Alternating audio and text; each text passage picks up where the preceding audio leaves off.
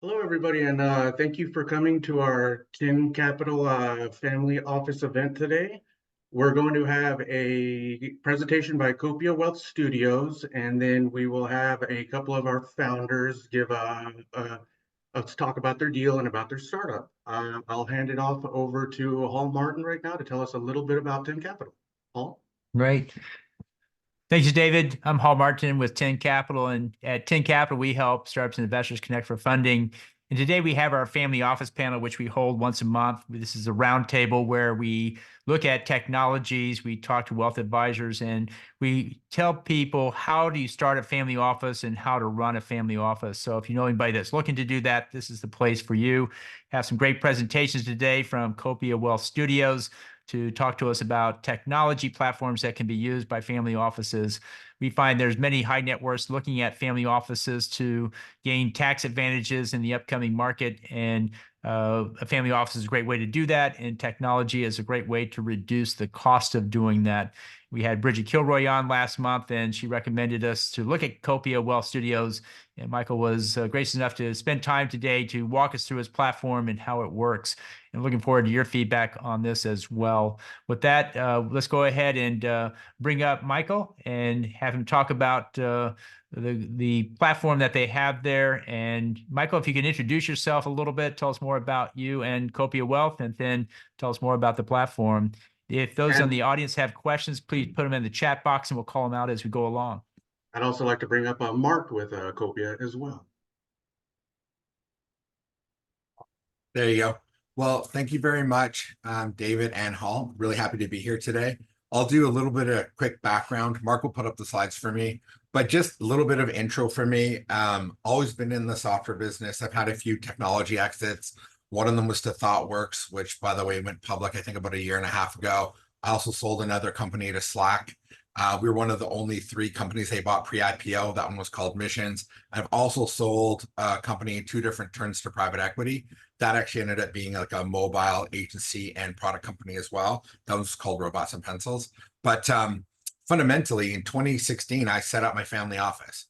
And so the reason I'm here talking to you about family office technology is just to share with you, kind of hand on heart, when I started my family office. I also joined Tiger 21, by the way. I didn't even know about 10 Capital Network, so really excited to talk about that more too. But just really this understanding of like, what am I supposed to do, right? And so with my origin story, it really became this journey from 2016 to eventually deciding to build Copia.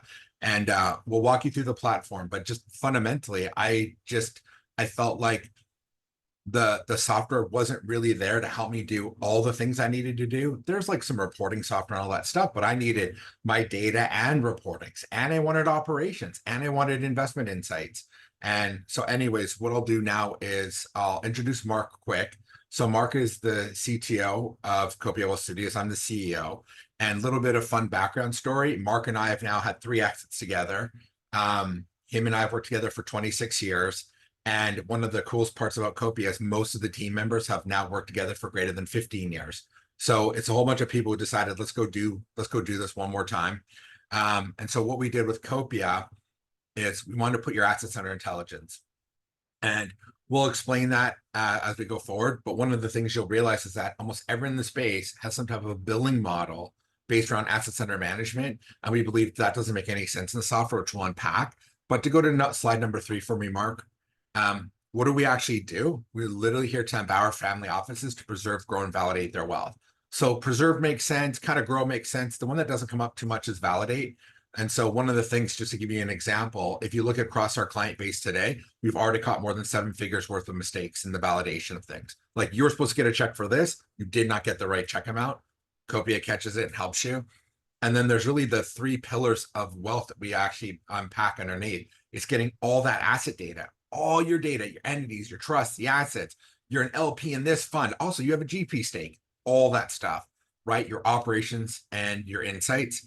And if you go to the next slide for me, Mark, for us, the best way to think about the way that we've come at this is we came at this as imagine if Salesforce, rather than having customer data, cared about your asset records. So we've actually built this as a platform, which we're not going to talk about too much today. But obviously for us, our goal is to get to market dominance with more than 20 trillion assets under intelligence. And then one of our moats is really around the developer platform. So if you go to slide 5 for me, Mark, what makes us really unique is we're a platform, not a product. You'll realize that all these sayings come up in the family office space. If you've seen one family office, you've seen one family office, and we don't believe that at all, right? We actually believe that if you solve the problem using a technology, you can get there. And just to give you one other kind of analogy, if you remember when Salesforce launched, did this like beautiful marketing campaign where they're like, no software, right? Picketing out in front of like, the Moscone Center. Our version of that is no humans, right? And so everything that happens, we get your data automatically, we read your data automatically, your assets are always up to date. Everything is automated in the platform. There's not humans behind the scenes. There's no business processing outsourcing in Kansas City or Manila or any one of those other places that's typing in your things. We use the whole thing with AI behind the scenes. Okay. And so one of our lucky breaks is Mark and I believed that the bend in the curve for AI was coming. And so we plumbed the whole thing to be AI first, which turned out to be like prescient. But it really was just like, we believed the bend was coming and it came even earlier than we thought. On the next slide for me, Mark, when Mark gives a demo, he's going to show you the front office and the back office. We're going to skip over the developer stuff today. We're on a tight window and most people are kind of looking at the product. But the reason we even mention this a little bit is if you just think about on your iPhone, or if you use a Salesforce, there's so many different apps you can add into the iPhone, or so many different apps you can take out of force.com. We built the exact same way. So we don't actually have to build every single imagination thing you could ever imagine in your family office, because other people can go and build those apps, which we'll show you on the next slide. So obviously, if you've been in the business, you know the term like app store is trademarked by Apple. So we have something called the Lens Store. So when Mark's giving you the demo of Copia, you're going to see there's all these different little cards, and those come from our Lens Store. So every card we're going to show you right now is one that we built, but we don't have to. And then Mark on slide 8 for me, bud. And I think this is a really important point, is that we're a SaaS-based fee, not an AUM-based fee. In fact, as a family office myself, like I couldn't stand the fact that people's charging me software for AUM. It makes no sense, right? And so the best way to think about it is in the marketplace, we're 1/3 the market price with 3 times the service. Obviously, I think we're even more because it's all done by AI. We don't have to have humans waiting to type in, you get a new statement from a fund, no one human has to type it in. And then I don't know if it really matters today, but the whole point of the API is to drive that revenue, meaning that the company is really about future-proofing your family office alongside technology. And then just as a reminder, we're doing the assets under intelligence, Mark on slide 9. But again, like we're not AUM. And so with that, Mark, would you give a demo? Absolutely. So I have my computer here, and this is me on the dashboard of the application. And then plugged in to my computer as well, I have an iPad. So you guys can see this running mobile as well. And so I'll bring my iPad screen right out in front here. What I'm going to do is I've started on the dashboard. I'm going to take one of these lenses, this entity map lens. Like MJ said, it's basically an application running inside of Copia that gives you a unique perspective into part of your portfolio, your wealth. And so we're going to go into this entity map lens. I'll show it to you here in mobile. I'll show it to you on the web. We'll go into the back office and I can show you the data behind the scenes in the back office. And then I'll touch on other lenses that we built for the application, talk a little bit about assets and managers. And I think that'll conclude the demo. So starting here on the entity map, you can see the entity structure for this fictitious Hammond family office, right? And I can scroll around here. What you're really seeing, though, is how the wealth flows up through the different entities inside the office. If I select one of these entities, like this trust, you can see details about the trust. You can see documents that are attached here, and then you can see the breakdown of assets that are held inside of this trust right from this screen. If I take this equivalent screen and I open it up on the web, there's really just one difference between what I'm showing you there and what you're seeing is there's an edit button down in the bottom right corner, right? You don't want to be fat finger typing your entity structure into your mobile device, but here on the web, you've got your keyboard and mouse. We can go in and make edits to this entity structure. Again, you still have all these details like you'd expect on mobile, like your asset breakdown, but now I could go in, let's pick this opco. And if we wanted to, I could move a portion of this opco into that trust. And it's kind of interesting to see this because as I move it, you'll see the values update on this entity map because these values are actually live and updating in real time. So you can see here, I'll just reduce some of the ownership in the one place and I'll increase it in the other. And when I hit save, you can see here that this entity map has redrawn itself. And now a portion of that opco lives inside that trust. And I'll just revert that.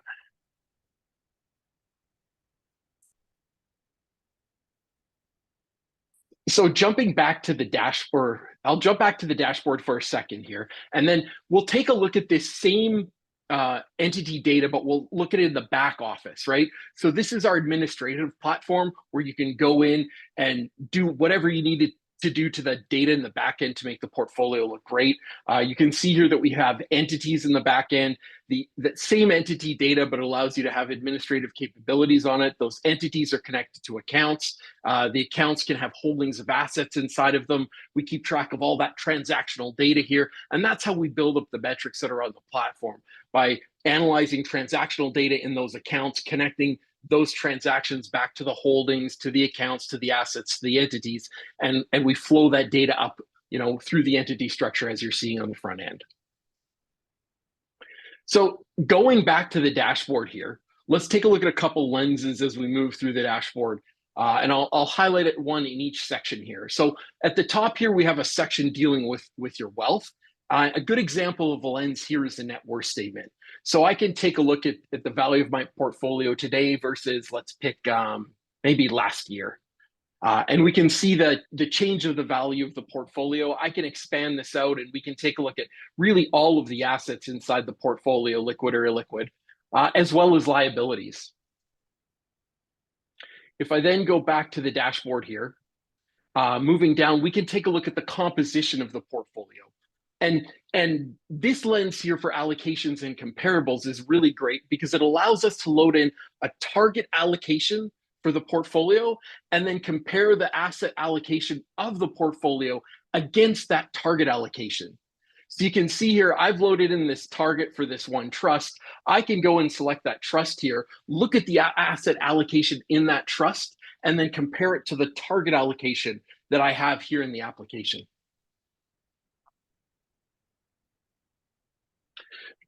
For fun, let's jump onto the iPad for a bit, and we'll see some of these lenses on the iPad as well. So moving down the screen here, I have a capital tracking section. So for capital tracking, there's two lenses I'll call it here real quick. One of them is cash forecasting. We can take a look at the cash flow inside the family office. I could take a look at cash in and cash out this month. If I select cash in, it'll show you assets that are generating revenue, or cash out where the money is going. Then jumping over, and this is probably my favorite lens, is our capital call lens. So if you have capital callable assets in the system, we'll take those capital calls and we'll put them on a schedule for you. You can see here this schedule of capital calls. If I select an asset, it'll tell me my capital commitment, the capital called to date, the remaining commitment to be called, and I can tap here and I can even see individual capital calls that have been made against that asset historically. If there's an upcoming capital call, you can see it's highlighted in white on the schedule and the black ones are funded. I can even go back in time and see what capital was called in previous years. Moving down, we have an insight section on the dashboard. A good example of a lens here is our benchmarking lens, where you're able to compare different asset classes to different benchmarks, right? So I can select a benchmark, select the asset class, or even an individual asset, and see its performance against the benchmark. The final lens that we have on the dashboard is our K1 lens. This lens was created really in response to early partner feedback when we were rolling out an earlier version of Copia a couple of years ago. They expressed frustration in managing their K1s. They get revisions to the K1s. It's a lot of effort to go all the portals and download them. And really to kind of help manage that, we put together a system that automatically retrieves the K1s, ingests them using machine learning, collects the data off of them, and then presents that information here. So if I tap, I can always see the original K1 document in the system, but machine learning has extracted all that data from that K1, put it in the system here, and then I can tap on the totals and see the summary data for all those K1s aggregated up together. If I tap on credits and deductions, for example, I can see where my credits and deductions are coming from. So I'll close out of that lens. There's two more sections to the application in addition to the dashboard that I'd like to show you. There's this manager section. And when we talk about a manager, we really think about sort of a person or an institution managing a collection of assets in a way that allows us to do data calculations in aggregate across those assets. So if I select Rachel here, you can see she's managing some real estate in this portfolio. I can show the value of those assets over time or the income that they're generating. I can go down here and take a look at documents that are attached to the manager of the asset, look at the total performance, and this is across all of those assets aggregated together. Scrolling down further, obviously we can see individual details about the assets, including things like tax treatment, right? So you can see a couple of those properties are 1031. And then down at the bottom of the screen, because this is real estate, we can do fun things like put these properties up on a map and you can get details about the property.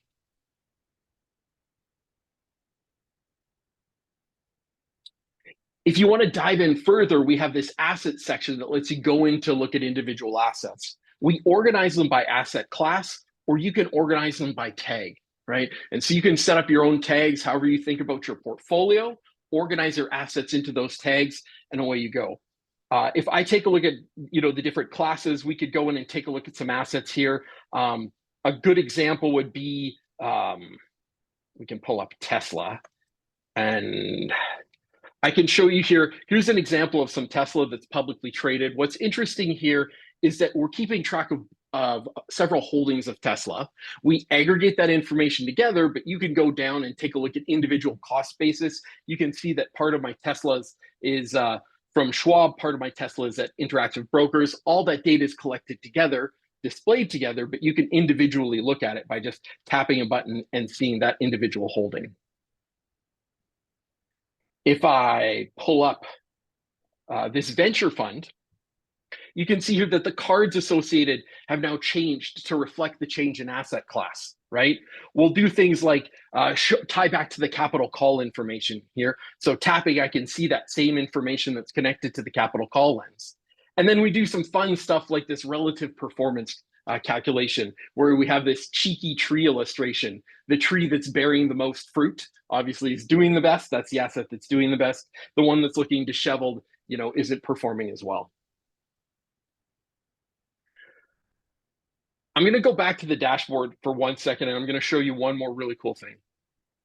So everything that we've looked at so far today has been across the entirety of the portfolio. But Copia can look into just a portion of the portfolio and present that data. So an example of that would be is if I go back to that original trust and I switch to it, Copia will update, and now we're just displaying information about the assets that are held inside that trust. So, if I go in and I tap on that assets tab, it's going to update. These are just the assets that are held in that trust.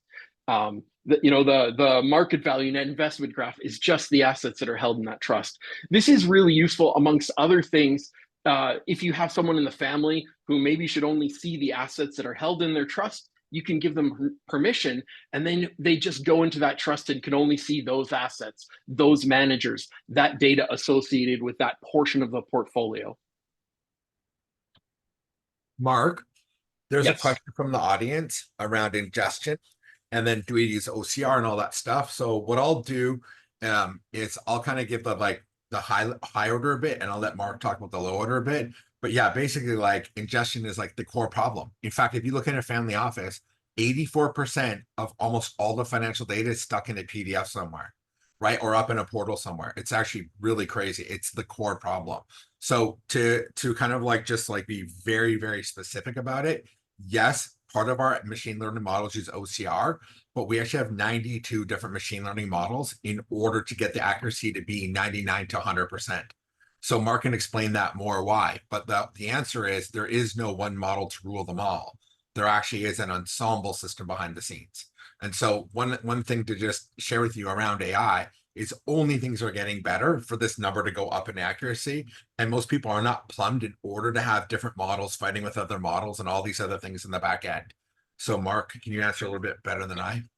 Yeah, absolutely. And so when a document comes into the system, you can see that I have documents here right now. If I click on this K1, we can see the raw data that the system is ingesting out of this K1 before it goes in and feeds it into the system.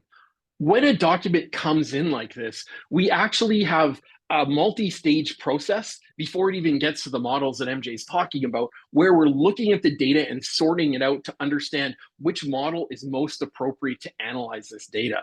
Then once it goes into that model or those series of models, they can analyze the data, ingest the information, compare with each other, fight to see who's got the best answer, whose prediction is the most accurate, and then that data would go into the system. Now, typically these documents are coming into the system automatically. When we onboard a new family, we'll sign something called an LOA, a letter of authorization, that allows us to go and automatically retrieve these documents on their behalf, right? So, K1s, capital call statements of capital account, all those things, we'd automatically retrieve them from portals. In the situation where the fund doesn't have a portal, we set up a unique email address, a secure email, where you can have our email added to the distribution list. The document will come in, we'll automatically encrypt that document, ingest it, and upload it into the system. To kind of show you how this works, I can basically go here and upload some sample documents. So let me grab some demo documents here and I can upload them.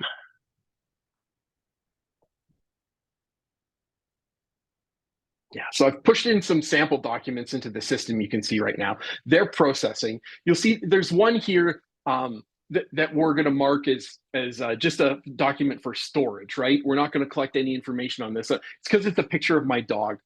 I want to call this one out though, because even though it's just a photograph, even though it's just a picture of my dog, we can connect this to different assets or managers or entities or holdings or accounts in the system so that we can help you store and organize important documents, right? So, maybe my dog is only really valuable to me, but I might want to associate him with, the kennel or a specific manager or person that I have in the system. I can do that and connect that information in here. And any place where I've attached this document, it'll show up inside the application to allow you to easily access that information. If I can go back to the document screen, you can see here that a bunch of information is filled in, right? So you can see that we have an anomaly, a duplicate, and data verified. Why has this document been called the duplicate? Well, if we go into the system here, it's actually extracted all the information off this document. This is a historic capital call from inside the system, and we've pulled this data in already, and we know that.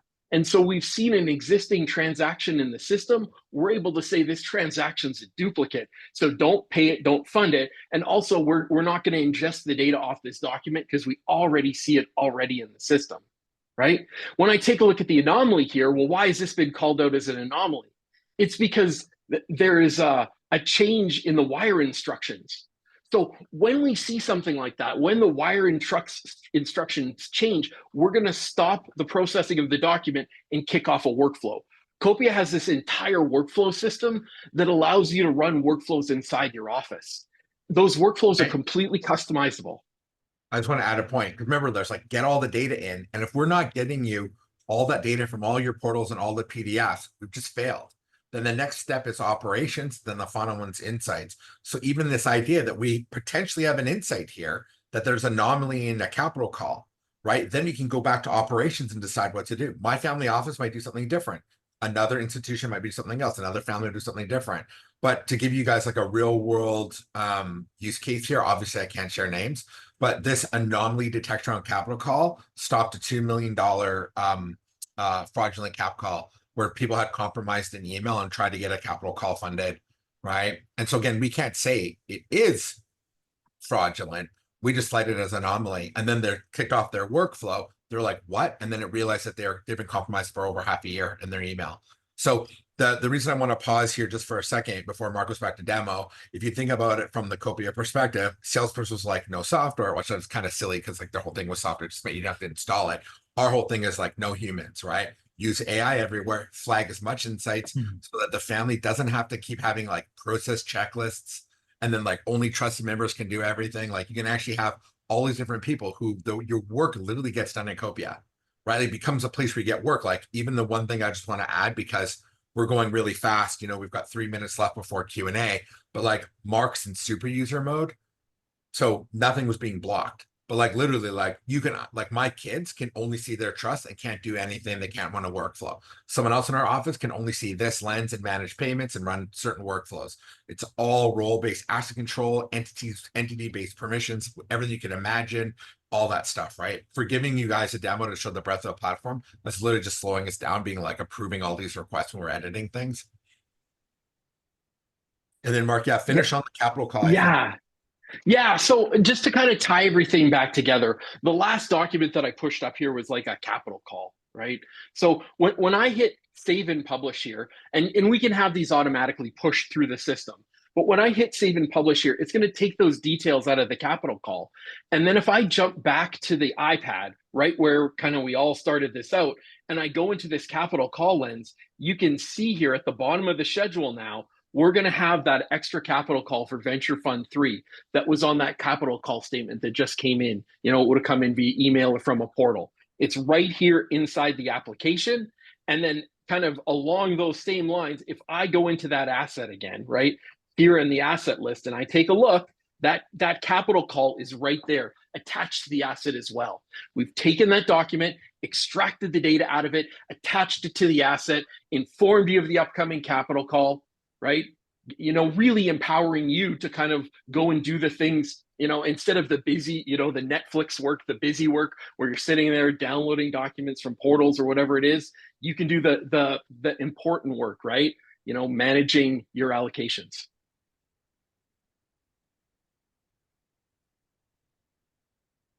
Great, guys. Thanks for the presentation. If anybody in the audience has any questions, please post them. My first question is, there's many software types in the family office world. How do you categorize this? What do you call this category that you're in for your software? So, I think that's a great question, Hall. We literally call ourselves a vertical operating system. If you look at the space of all these software that's being built, our analogy would be like Toast for point of sale, Salesforce. So if you look and say like Andreessen Horowitz, which is a pretty famous VC firm, one of their whole thesis is vertical operating systems. So we think about ourselves as the vertical operating system. And so some people are like, well, which swimming lane are you in, right? Like, well, what swim lane are you trying to be in? And our answer is, we're the pool, right? So we're building the ecosystem. We want to be there to support everyone else to come in and build even on top of our platform. If you imagine some of the other players, they're trying to be like best in breed with one piece, like one swim lane. And then they're also trying to be like, we solve like really cool tech. So that's our moat. Every time that we find a moat, it's a bridge. So I'll give you an example. Some of our clients right now are not even family offices. They're literally people who have to process K1s that are calling our API and processing K1s. The people who have to process capital calls. They're literally calling in, they're headless. Like there are clients, they pay us money to process stuff. So the best way to think about it is that we think about ourselves as a vertical operating system. And if anyone wants, we've got like a great breakdown of like Viva, which was a vertical operating system built on top of Salesforce, and how we think about our business. Great. Question from the audience is, what are your terms to API developers' products? Mark, I'll let you take that one. So typically when you're calling into the API, we'll just have an API level, like broken down by tier, and then we'll bill you based on the number of API calls, right? So we're talking like fractions of a cent per call, depending on what it is that you're doing, and then sort of the tier that you're in. If you're building a lens and you'd like your lens to appear inside of the lens store, it'll be different terms for that as well. But again, we're like, way better deal for developers than somebody like Apple building on their platform, right? We really want to encourage development inside of the ecosystem, and we're trying to make this as attractive as possible.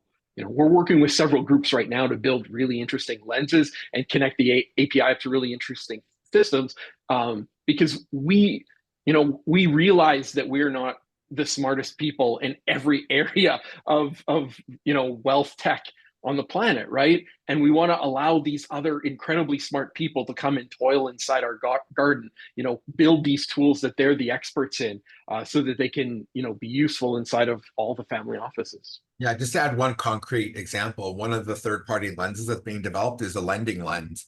So you get a capital call. If you've enabled it, it will offer you a short-term 8-week line of credit.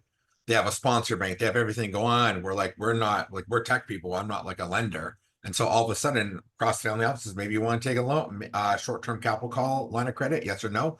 No trust of assets, no anything. Literally, because you're a Copia client, they trust that we've reported on your assets correctly and are literally willing to give you a loan. And that's just an example of like something like we don't have to think about, I don't have to build, I don't have to be smarter about that. That's kind of like future-proofing the system.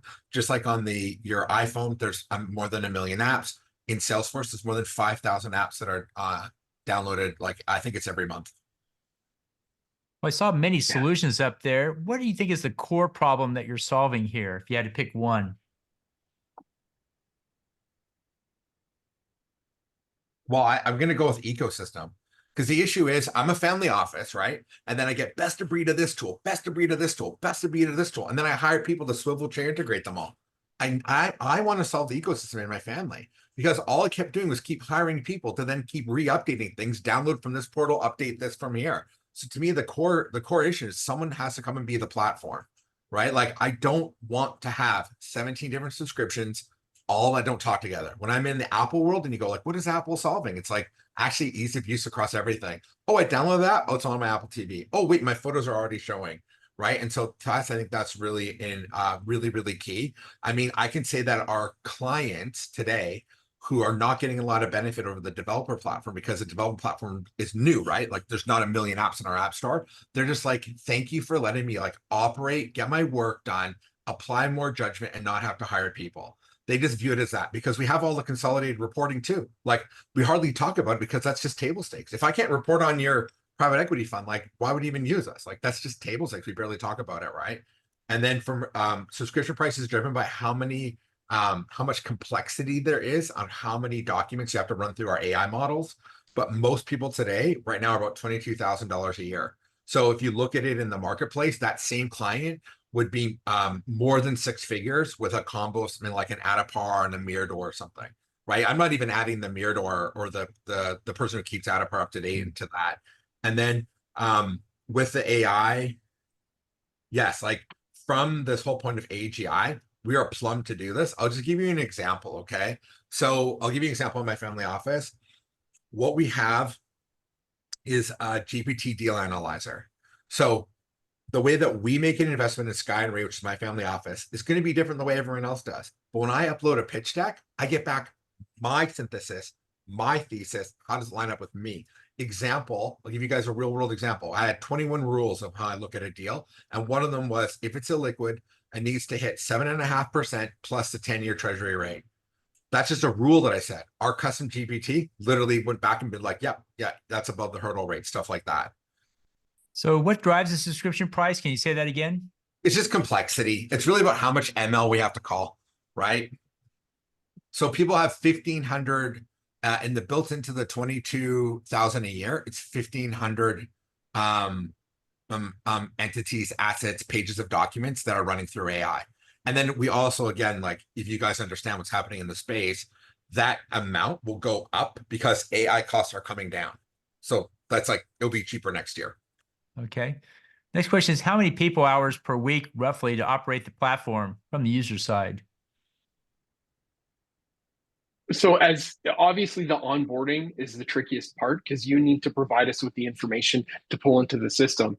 A lot of family offices right now are running out of a spreadsheet, right? So we have to work with them to get the data in the system. I mean, we've built things like spreadsheet importers to make it as smooth and seamless as possible to get the data pulled across, right? We'll connect up to the portals, get the data, sign the LOAs. Once that process is done, right, we're trying to minimize human involvement as much as possible, right? That's why our automated systems are going to the portal, getting the documents, ingesting that into the system. For the exact amount, it's really going to depend on the complexity of the portfolio, what you have that's illiquid versus liquid assets, right? Liquid assets, for the most part, we can just connect up to a feed from your institution. The data just flows in and you don't even have to touch anything. It's mileage is going to vary, but really our goal, right, is so that no humans are harmed in this process, right? We don't want to create work for your teams. We want to take work off of them so that they can do the uniquely human things necessary, to run the portfolio. Great. Could you use similar AI for financial statement reporting on operating companies? We already are. Yeah. In what way? So we read, because one of your assets is like family-owned or operating company businesses. And so we have the financial statements that we read, or we connect. Like we connect to 69 different accounting systems too. Just at a high level, we're going fast, but we connect to more than 17,000 things in the universe. And so, of course, we connect to 69 different accounting systems. We can pull those in. We can also read the financial statements.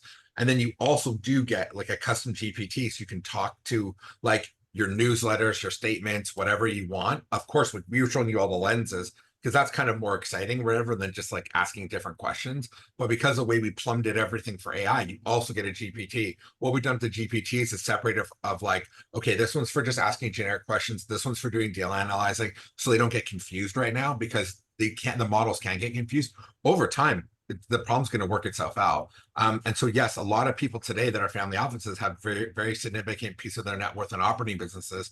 And so we actually read those in and do pull those data points in. So where in the workflow do most family offices install it? So I can tell you that people who have software today run us in parallel for 3 months and then fire the other person once that they trust us. And it's about I think the answer, being really specific, is about 2 hours per week maintaining the software. And I think that's just will go down to probably half an hour. But the thing that starts to happen is that there's some problem that we start to fix for people right away. And it could be whatever it is. It could be like the illiquid real estate stuff. And then we just start eating up the rest of the workflow. So if a family office knows their processes and they're documented, it's even easier, right? But part of what we do on the onboarding is figure out like, well, what would you do if you had an anomalous capital call? What would you want to do in the workflow? And then we help them configure it. And what exactly is the competitive advantage? Is it the AI implementation, or is it just the design and structure of it? What do you think is the key differentiator here? So I think it's the fact we build a development platform first. No one will catch up to us on that. Okay. And so what do you have planned next for it? What's on the roadmap to improve it? Lots, but maybe to give you guys some fun stuff is more and more releases of AI models giving you more and more insights. I'll give you an example around insights. I'm in a hedge fund. It's convertible arbitrage. One of my insights I got last week was, do you know that if you took the Barclays aggregate bond index and levered it, and I think it was like 8.8%, you would have a 99.2% correlation. I don't have to pay 1.75, 17.5 fees. I was like mind blown. I never would have known that in a million years. So more insights on top of the platform. And then I would say, for a sense of scale, because a lot of people want to make sure, like, we're only 2 years and change old, but by the end of the year, we should be around $1 trillion in assets under intelligence. Like right now, that is contracted, but again, like we have to get them sucked in, right? So they might all get sucked in, but they should, right? So contracted, we have $1 trillion assets under intelligence right now. Great. Are there any other questions from the audience? Go ahead and place them in now. We're near the end of the question time. We'll move to pitches. Did you have any questions for us, Michael, or? Oh, no, that's wonderful. I wish I could see everyone more, so I know if I was doing a good job around, but we're here to answer any questions. So thank you.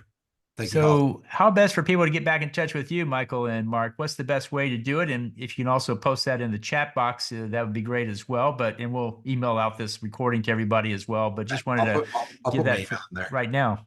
Sure.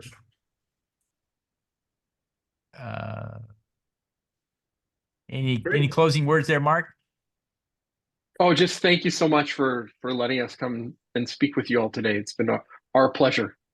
Thank you. Great. Like I say, guys, if you have any questions online, we'll be sending out the presentation to you guys, as well as contacts here, so you can get back in touch with them. Thank you guys so much for your presentation. And with that, let's move to our company presentations. We have with us David, who's up first? Yeah, so we're going to have Danny with Brookwood to be our first presentation. So Danny, if you would come up and bring your slides up. Hello, hello. Thank you. Should I turn on the video or yes? Yes, yes, Okay. please. So good afternoon, everyone, and thank you, 10 Capital, for putting this event together. And hello to the other panelists and the attendees, and thank you for listening in. I thought that was some great software. Nothing that we can use at this time, but I thought that it was very impressive. We are not a technology startup per se. We're more of a brick and mortar, a real estate development. But let me go right into it. My name is Danny Baidoon. I'm the Director of Investor Relations for Brookwood Estates. The name of the project is Brookwood Estates Senior Living. We are a development group and project management group that specializes in single-family home acquisitions. And then we decided a couple of years ago to liquidate some of our holdings from 2,000 homes. We sold several hundred of them from a $400 million asset holding down to 250 to utilize acquisition of land and to build the senior living project, which there's an immense scarcity of throughout, not only throughout the country, but definitely in southeastern Michigan. So Brookwood Estates looks to kind of help solve that issue. We are a Michigan-based company. As I mentioned, we have over $450 million of assets under management, where we did, as of 2 years ago, liquidated some of those for acquisition. This current project will offer a blended preferred passive income of 11 to 14% per annum, commensurate to stabilization of our project. We are a shovel-ready project right now, with a cash-on-cash targeted return of upwards of 16%, and with an IRR annualized targeted of upwards of 21%. And last but not least, a targeted 26% return on investment that is annualized. So very exciting time for us here in Michigan. The team, I always say that people bet on the jockey, not on the horse. And we have a great team collectively between Chris and Golan, Shlomo and Aaron and Gordon, collectively 80 years of experience, from property acquisition to selling to building to rehabbing. In addition to that, Gordon, Dion, we own the construction company. So the great part is that we control everything in-house.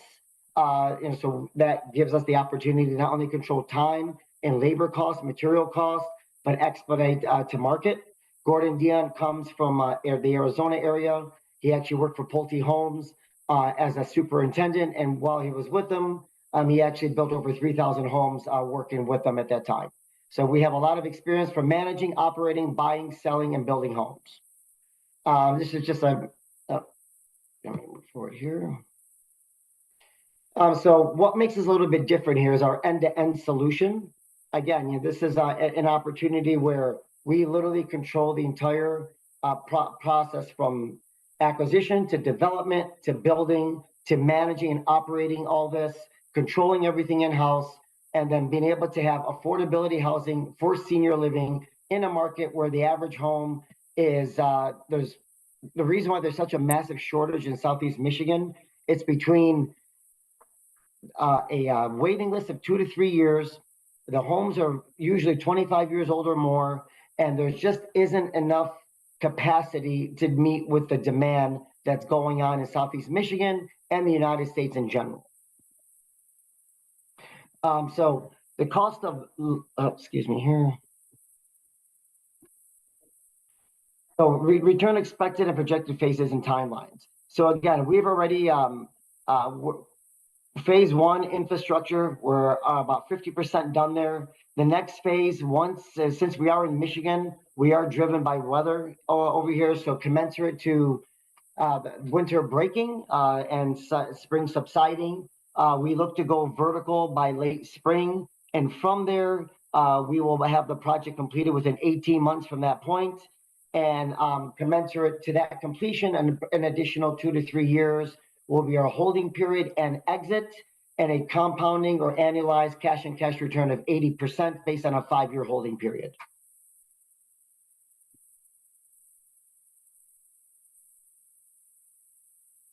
And just to recap our source of funds here. So this is approximately a $74 million project, 65% loan to cost or loan to value.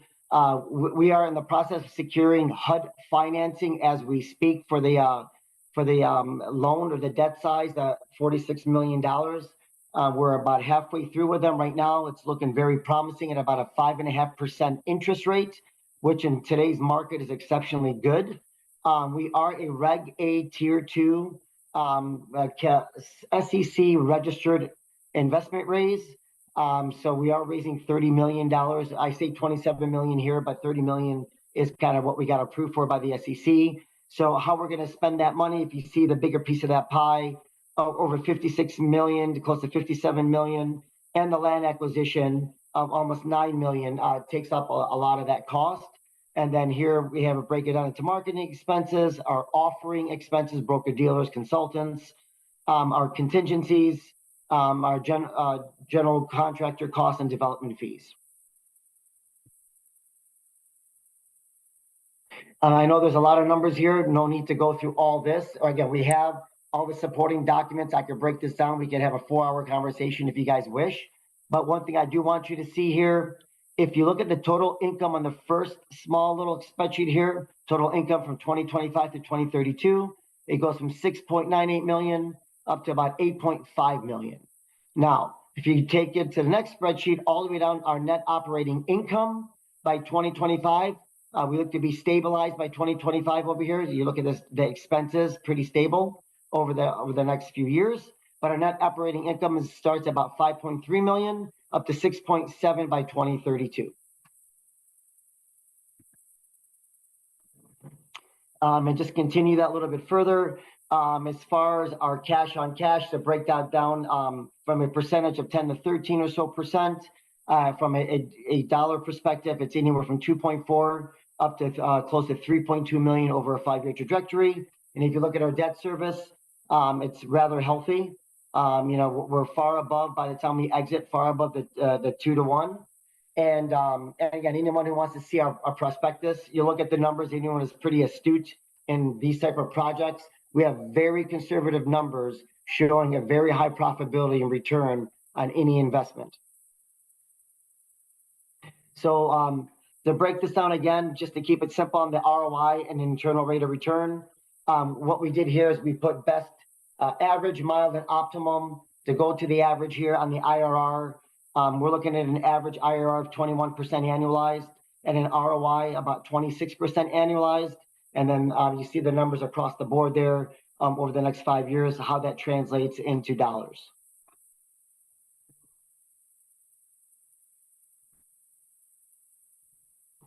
So Fenton is a township.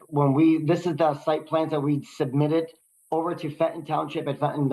If you go to fentontownship.org, you see a lot of our site plans there. It's 80 acres. It's plush. It's going to be very beautiful. Fenton is, I would say, a upper middle class area where the median income is close to $90,000 a year.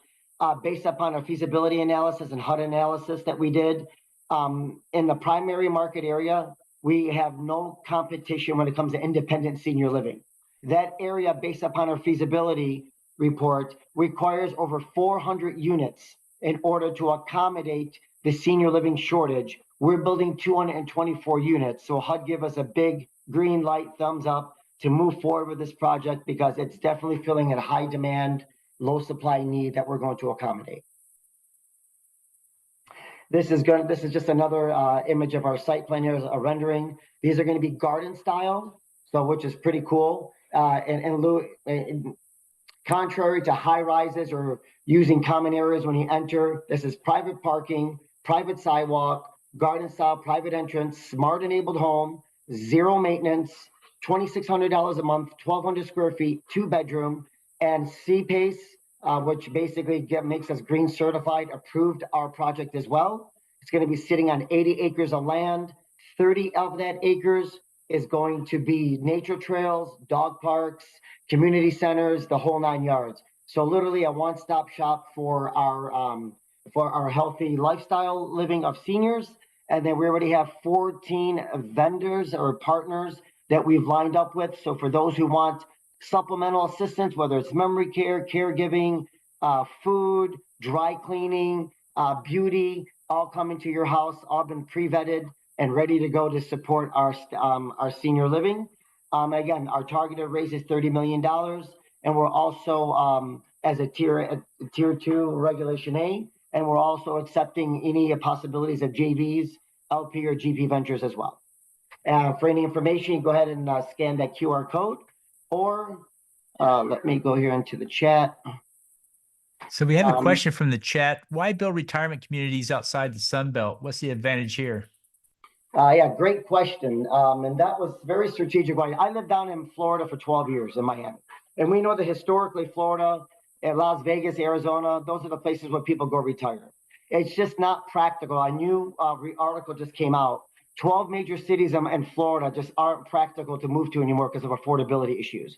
Between overly expensive home insurance, outrageously expensive health insurance, and just the cost of living extremely high, and the average unit, Fort Lauderdale, Miami, Jacksonville, Tampa, is just not affordable anymore.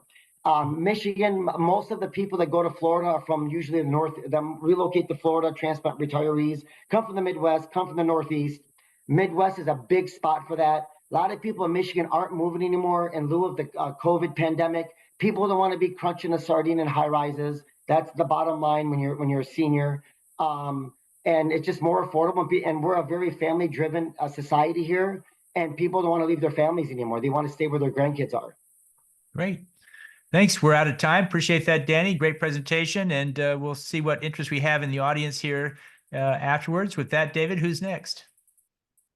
Next, we will be bringing up James with Prefix. James, if you'll come up. And Danny, if you'll unshare your slides, please. Yes, I sure will. So thanks everyone for having me here. Appreciate the invite. My name's James Bilodeau. I'm founder and CEO of Prefix. To put it simply, Prefix eliminates the hassle of home maintenance and saves our homeowners between 30 and 50% off home maintenance costs. Average homeowner spends $3,000 and 30 hours a year on what's fundamentally a broken process of unreturned calls, service windows, exploitive pricing, and general confusion on what ongoing maintenance is needed in the home. It's one of the biggest consumer problems there is. And until now, there hasn't been much real innovation addressing the actual problem. With Prefix, you get your own dedicated home manager. We hire primarily military veterans with impeccable records and a strong work ethic. If anything breaks, you just call, text, email. Your home manager takes care of it, usually for just a small copay. So no online searches, no contractor blind dates, and no wondering if you've gotten the best possible price. You're just on autopilot. Your home manager also comes to your home twice a year, performs a 30-point preventive maintenance. And by 30 points, I mean clean your AC condenser and condensate line, change your air and water filters, flush the sediment out of your water heater, clean the lint out of your dryer outtake, sanitize your washer and dishwasher with a natural cleansing agent, change all the batteries in your smoke alarms. And I'll stop there as we've only got a little bit of time here. For the minority of things your home manager can't do, we manage one of our vetted contractors all the way through to completion. That's only about 20% of repairs. We've got the leverage to make sure that they do it right and at the right price. We created a completely new model of home care by focusing on three main pillars. First, what I call our human code, or the repeatable processes around hiring, training, and vetting our full-time employees. We've gotten really good at this and directly take advantage of an ongoing shortage of skilled tradespeople that most incumbents in the industry are dealing with. We hire full-time employees after an extensive vetting process, very different than gig economy, which has shown its limits in recent years. Primarily military veterans who've shown excellence during their period of service. We select for those psychographic traits that we know will delight customers. We then place them in a rigorous training program spanning the classroom, our custom-built training facilities that we now have in each of the cities in which we operate, and in-field training with experienced home managers. Finally, culture can't be underestimated or shortcutted in a startup. Ours is supportive, it's team-based, still fosters an entrepreneurial drive and rigor at the last mile. All our employees have an ownership stake in the company, and we look for the performance that implies. Second, our tech platform goes hand in glove with our unique operating model. From a customer's perspective, we're super easy to communicate with. They can call, text, or email, or use our Home Hub web app. We have the equivalent of Amazon one-click to enroll in the service. Homeowners are able to see all the work we've done, even how much money we've saved them, almost like a TurboTax calculator, in their home health report. And then the data we collect means we know how to fix things right the first time, and has a number of other uses we'll discuss in just a minute.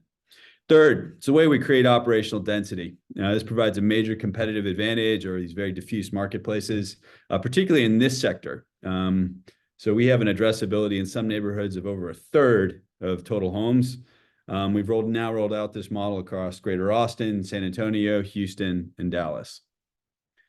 By contrast, existing competition solves none of the problems we just mentioned. There are two archetypal models that we have been tried, which are representative of most competition in this space. Marketplaces are funded by contractors. They may lower search costs, but really address none of the problems we just mentioned. They use disparate, independent contractors, simply can't control for quality or create trusted relationships with homeowners. And then there are home warranties, which if you ever had one, it's really just bad insurance, usually at odds with customers' best interests. They make their margins by also using 1099 contractors that are willing to be undercompensated, or by denying claims to customers for various reasons. Either way, the customer usually loses. Most people churn off at the end of if they bought a house after the first year of the model. Neither model creates trusted relationships or the ability to monetize them. So we solve one of the biggest consumer problems there is, but home maintenance isn't the extent of our business model any more than books was that of Amazon's. By doing the work, the actual work of solving the broken home maintenance process, not just throwing up an app, we fund the creation of an operating system for the home and trusted, sticky relationships with homeowners. This enables us to offer a number of other higher margin services, both to consumers and to industry partners. In terms of direct-to-consumer services, we start with margins of roughly 36%. They're monthly subscription co-payments. That's fine. But we've been steadily increasing those margins as we continue to offer other higher margin services. We stood up our own Amazon Basics of HVAC, supported by Watsco, the largest distributor of HVAC in the US. They give us really good discounts on HVAC equipment, sort of high margin, and we distribute far less for any incumbent companies. We also continue to expand into other services. The preventive maintenance we have significantly reduces underwriting risk for insurers, the ability to maintain telematics we'll talk about in just a bit. We'll be launching solar lead gen and maintenance next in this increasingly energy constrained market. We solved the last mile problem.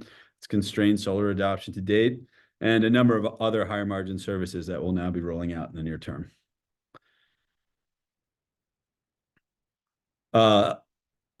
Our relentless focus on solving what is the real customer problem in this space helps us realize an additional and important part of our business model. Same data helps us serve our individual customers so well, highly valuable in aggregate, both to consumers and industry partners. The data we already collect enables us to determine cost to own and market share for all appliances and systems in the home. Companies like Consumer Reports, JD Power, they make hundreds of millions of dollars from initial quality assessments, and our data is better. We've painstakingly avoided hype cycles and associated jargon as we've built out a profitable model focused on customer needs. That said, we're already using AI as part of a tech enablement of our service. It's a tool like any other. And as the hype dies down, there's a realization that it's the data on which the AI model is based that becomes an important differentiator. We're unique in the proprietary data we have on each of the homes we serve, which will enable us to provide ever more innovative products and services to our homeowners as a very defensible moat. We could go on a bit more on that, but I won't right now. As we've ramped to $6.5 million in annualized revenue, we've not sacrificed customer experience in the least. We have near perfect reviews on Google, maintained an NPS currently at 86, and a very low customer churn. Core home maintenance market alone is worth $20 billion in the US. Some of the adjacent markets into which we're expanding represent even larger opportunities. While it's a large opportunity, most importantly, we've now clearly demonstrated how we'll capture it. We achieved Series A metrics with our own direct-to-consumer marketing playbook, but over the last year, we've entered a new phase of growth. We've partnered with USAA, one of the largest and most well-respected insurers. We ramped to 5,000 homes in an initial pilot with them, launched in 3 new cities with them. maintaining an NPS north of 80, which is higher than any company in the Fortune 500, and we're just a startup. By distributing us, they instantly get us to profitability in any territory where we launch, all at almost no acquisition cost. Importantly, we're highly strategic for them, not just a nice to have or some add-on. For USA, we lower underwriting costs by as much as 20%. And now, after completing a 5,000 home pilot, we're moving into our next phase of growth. We signed a statement of work, and any day now we'll be signing the full commercial agreement and order addendum for our commercial phase, where we launch into 30,000 homes. What this does is it launches us into other regions fully co-branded with USAA, no acquisition cost. They will be marketing us co-branded. And then they're going to subsidize 20% of memberships because of the underwriting advantage that we confer. And I'll keep it quick. Ready to open it up to questions. Maybe final point. I just in the effort of time shortcutted some ending slides, but we have roughly about $1,000 a year in revenue per customer. And if you think about that 30,000 number, that's just one partner that we're working with, and we're under NDA with 4 other insurers. That gets us to 30 million in annualized revenue, which is essentially Series C metrics. We're raising this round just to get into the pilot, get us well within growth range in terms of from 6.5 to well above 10 million in annualized revenue. And then we're dealing with a very different kind of investor and a very different proof point as we're just scaling a proven model. Any questions? Great. The first question is, what's the cost per year for a 2,000 square foot condo? It's 2,000 square feet. That's a big condo. Yeah. For condos in buildings, we generally do, I think it's now up to $40 a month. Okay. We do mostly single family.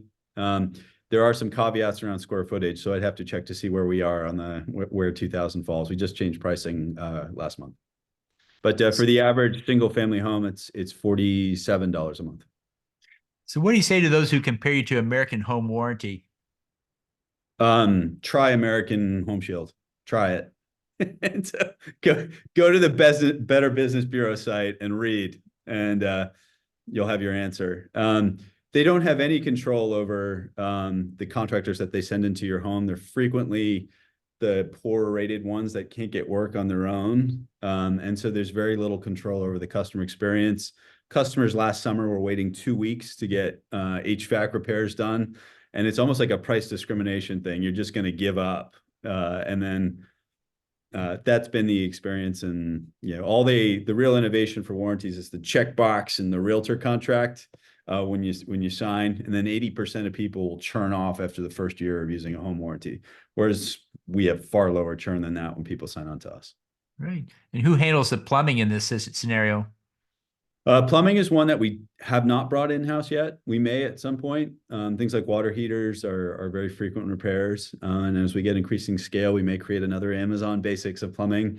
HVAC was the one where incumbent providers could just not meet our SLAs. So we built our own. It's been highly successful, high margin, and a bit cheaper than anything else in the market. So how do you prevent yourselves becoming American Home Shield as you expand?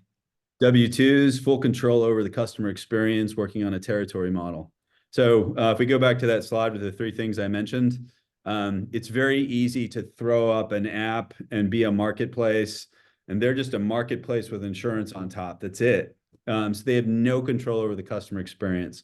We create efficiency because of operational density. We have full data on all the homes that we serve, so we can be predictive in the care that we provide, which creates an efficiency, a trusted relationship, an NPS of 86 that enables us to offer a whole number of other services, many of which will be increasingly data enabled, and that will include AI. And who handles electrical continuity problems, i.e. sockets not live? That's electrical repairs are actually relatively infrequent. So that's where we have quality contractors that we've been relatively satisfied with. To the extent we aren't satisfied, we'll create an Amazon basics of electric. But for now, we've been very satisfied with the electric providers we've had in the markets that we're in. And tell us more about the rollout with USAA. What is it going to look like? Sure, it's going to be a fully. If I don't know if we have any USA members on the horn here, but many times when they partner with a company, they'll put it in the perks part of their website. It's just sort of an ancillary offering kind of thing, almost like an AARP would do. This is very different. This will be a fully co-branded offering, directly marketed by them through email, mailers, every resource at their disposal through the app, associated with the insurance policy in the app. And it's the best marketing you could hope from with one of the most highly regarded companies in the Fortune 500. And that's just one company so far. Great. And what's next for a prefix as far as rolling out services? Sure. Solar. So if anyone has tried to get solar, it's a very confusing process. So there are multiple technologies. You'll usually get a hard sell salesperson in your home that won't really answer questions about how much money will save you, what the payback will be. As we sit in this trusted advisor position to the homeowner, we're perfectly situated to help homeowners make sense of whether they will get payback, what kind of rebates are available to them, whether a Powerwall makes sense, what kind of technology makes sense. And to the extent we are always going to be customer oriented, we will tell them exactly whether it makes sense or not. Any cybersecurity concerns with online services? We have been excruciatingly diligenced by a bank insurance company and have passed muster. So we are very close to getting ISO certification. Great. Any more questions from the audience? How best for them to reach back out to you, James? However they'd like. Email would be great, and happy to speak more. If you'd like to put your contact details in the chat box, that'll help. And then, of course, we'll email that out to everybody that came today. Great. With that, we'll go ahead and close out the presentations. Want to thank Michael and Mark for your presentation at Copia, and James and Danny, your presentations from your companies. For those in the audience, we will be having another one of these in another month, same day of the week of the month. And the next one, we'd like to do a roundtable. So if you have any questions you would like to pose to other family offices on how to start or run a family office, please put those in the chat box before you leave today. Love to see what kind of questions you're looking for. And we'll be making one where we actually go around the table and ask everybody's thoughts on particular questions. So go ahead and put those in there before you leave. And with that, I want to thank everybody for joining us today. I think it was a great presentation. With that, we'll wrap it up and see you guys next time. David, back to you. All right, thank you. And I will be sending out the recording of today's session to everybody. And if you want to get in contact with me, if you want an intro to anybody that spoke today, just let me know and we can get that going. Thank you, and y'all have a good rest of your day. Thank you. You too. Thanks, guys. Thank you. Bye-bye.